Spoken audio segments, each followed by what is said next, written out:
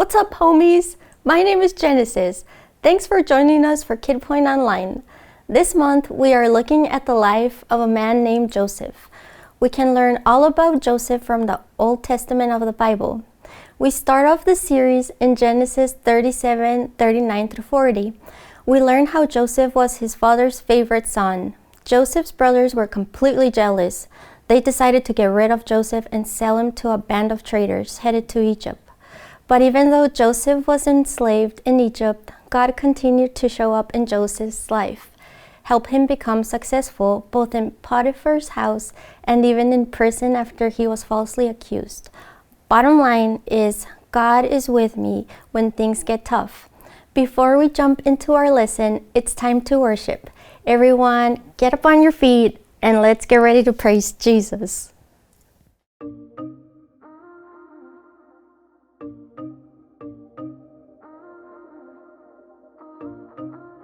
Lately I've been reeling, watching the nightly news. Don't seem to find the rhythm, just wanna sing the blues. Feels like a song that never stops.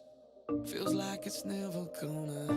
Gotta get that fire back in my bones before my heart turns into stone. So when somebody please pass the megaphone, I'll shout it on the count of three.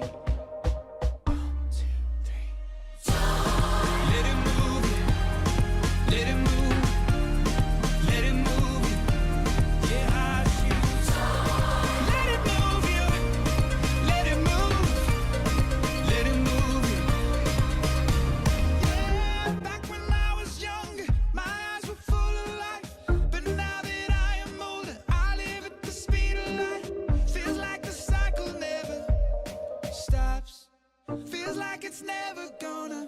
Gotta get that fire back in my bones before my heart turns into stone. So when somebody please pass the megaphone, I'll shout it on the count of three. 1, 2, 3. Let it move you, let it move, let it move you. Yeah, I choose. Let it move you. Let it move you. So I walk through the valley in the shadow of night, oh, with you by my side, I'm stepping into the light. I choose. Let it move you. Let it move. Let it move you. I need that joy down in my heart to stay. I need that joy down in my heart to stay.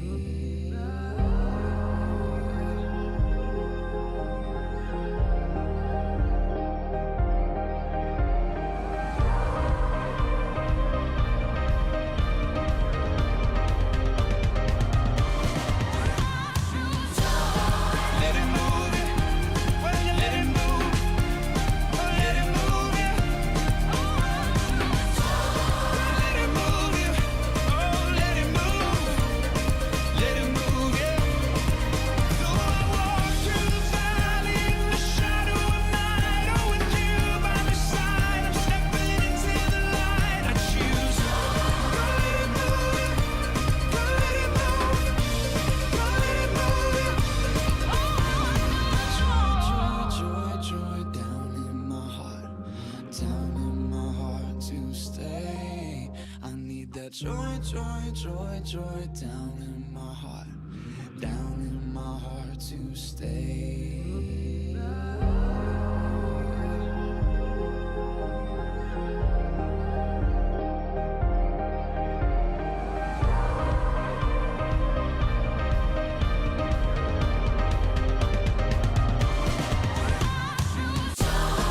Let it move you.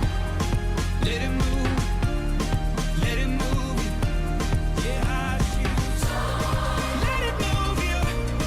Let it move. Let it move you.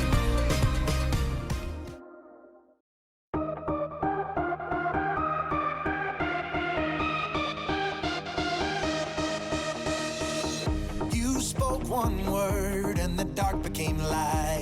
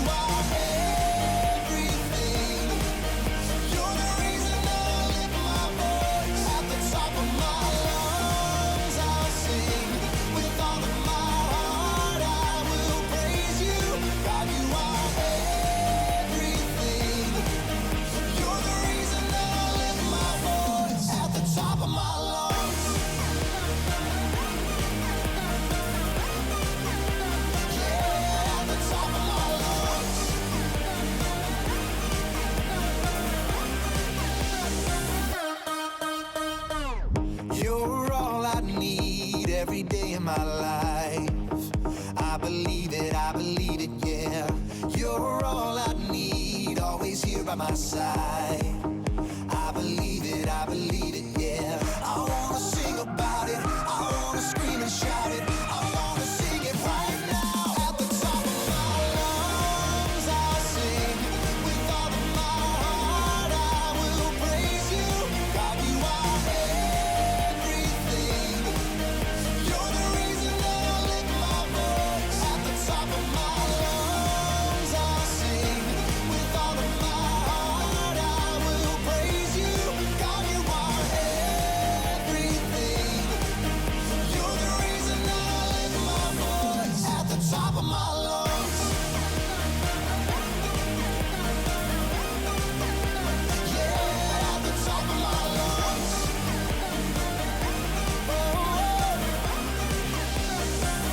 At the top of my lungs. I'm gonna scream it, oh, I'm gonna shout it.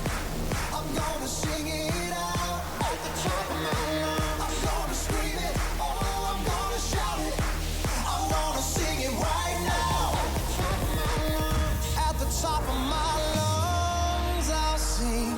With all of my heart, I will praise you. God, you are everything. You're the reason that I lift my voice. At the top of my lungs, I'll sing. With all of my heart, I will praise you. God, you are everything. You're the reason that I lift my voice. At the top of my lungs, I'll sing. With all of my heart, I will praise you. God, you are everything. You're the reason that I lift my voice. At the top of my lungs. At the top of my lungs. Yeah, at the top of my lungs.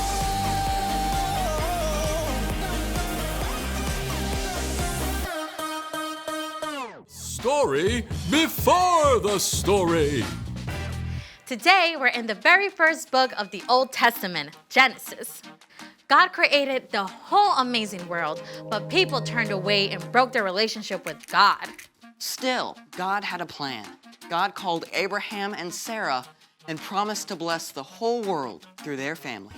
Abraham and Sarah had a son, Isaac, who had a son named Esau and a son named Jacob. Jacob had 12 sons. Including the next to youngest, Joseph. And Joseph is the hero of our story. And go. Hey everyone! Hey, Ryan. Oh boy, you better strap in because we are in for a bumpy ride with Joseph. Joseph was second youngest in the family, and he was his father Jacob's favorite son. Jacob gave Joseph a beautiful, expensive, colorful robe. Joseph started having dreams, and he couldn't keep them to himself. He had to tell his brothers. We were harvesting grain, and all your grain bundles bowed to mine. And in my other dream, the sun and moon and stars bow to me. That's like Mom and Dad and you guys. Great way to make your big brothers like you, huh? Joseph's brothers were very jealous of him. So when Joseph's dad sent him to check up on his brothers out in the fields, they snapped. Here comes that dreamer. Let's get rid of him. No, don't harm him. Just throw him in this empty pit. And that's exactly what they did. They threw him in a pit. They were still deciding what to do with Joseph when a group of traders heading for Egypt showed up. Let's sell him to these traders. Joseph was sold by his very own brothers. His brothers even lied and told their father Joseph was dead. No way. Uh-huh. Can you imagine?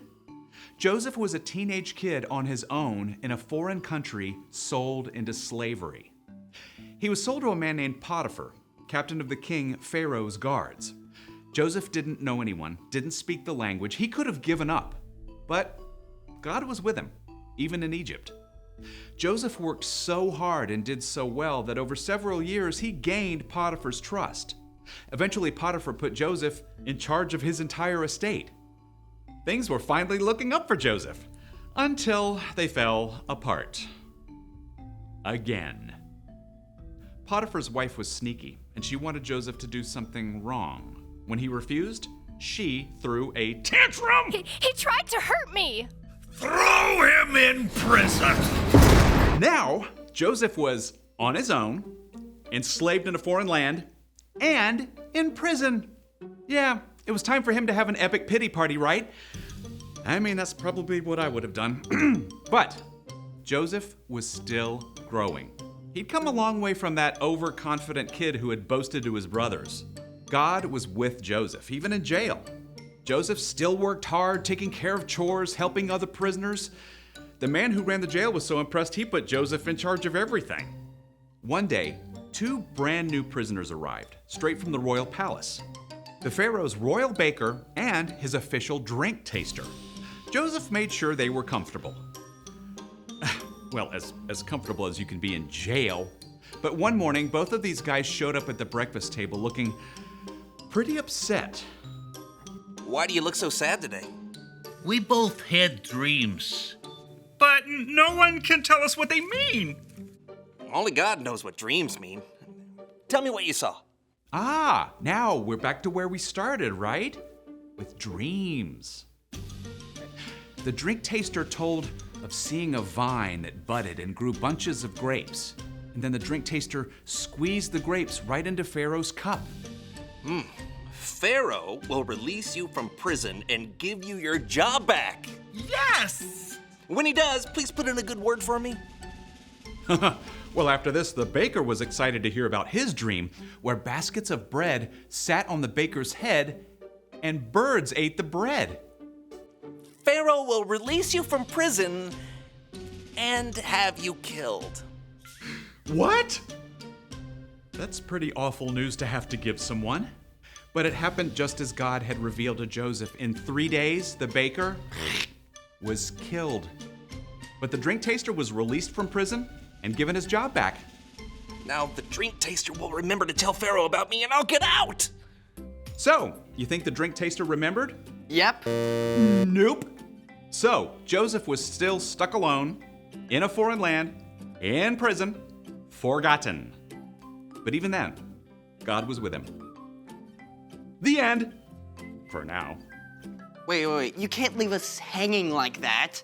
Yeah, things got better for Joseph, right? Well, I don't want to give the whole story away, but spoiler alert, God used Joseph in a big way. And fast forward hundreds of years later, God would use Joseph's family to bless the whole world through Jesus. But none of that happened right away. So, what's our part in the story? Well, just like for Joseph, there are going to be days when things don't work out neatly for us. Maybe you missed the bus. Or you spill the milk. Or food coloring explodes on you. Or anything bad happens that you don't expect. Even in the hardest, darkest place, God is still with you. Even when you can't see it, God is still at work.